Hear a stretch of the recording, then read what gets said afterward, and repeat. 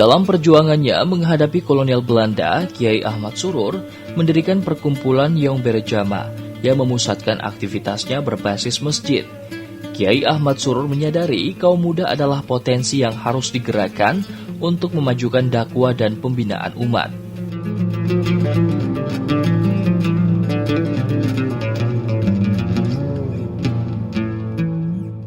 Pampanua sebagai ibu kota Ondar Afdeling itu tentunya pada saat itu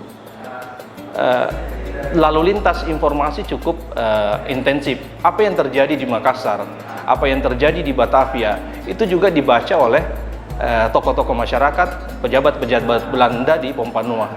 Oleh karena itu ketika pada tahun 1926 ketika terjadi Kongres Pemuda II di Batavia yang melahirkan Yong Celebes, Yong Sumatera dan sebagainya, ini kemudian gerakan ini diadopsi oleh Andre Guruta Ahmad Surur dengan membentuk Yong Berejama.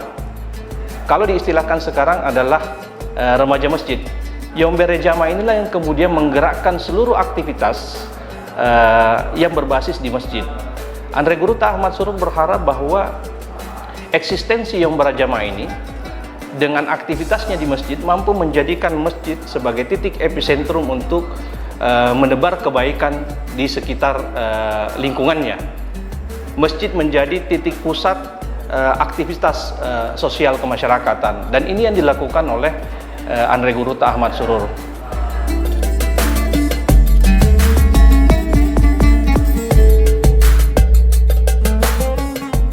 Meski tak banyak menulis sendiri kitab, namun Kiai Haji Ahmad Surur mewariskan sejumlah kitab-kitab dari leluhurnya.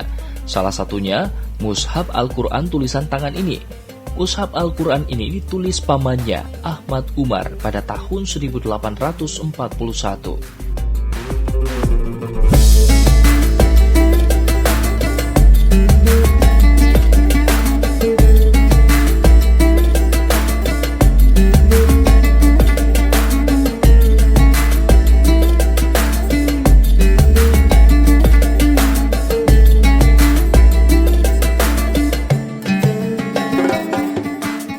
Di keluarga besar Andre Guruta Ahmad Surur masih menyimpan Mushaf Al-Quran yang ditulis oleh pamandanya, yakni Ahmad Umar.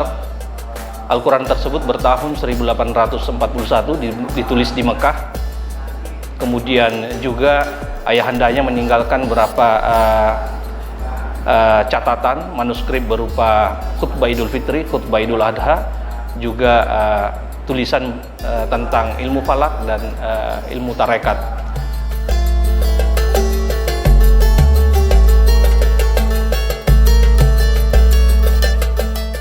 Kiai Haji Ahmad Surur Al-Bugisi Al-Pammani tidak mewariskan emas, rupiah, dan harta yang banyak. Tapi Kiai Ahmad Surur mewariskan pusaka yang tidak ternilai harganya, yakni keteladanan dan kebijaksanaan.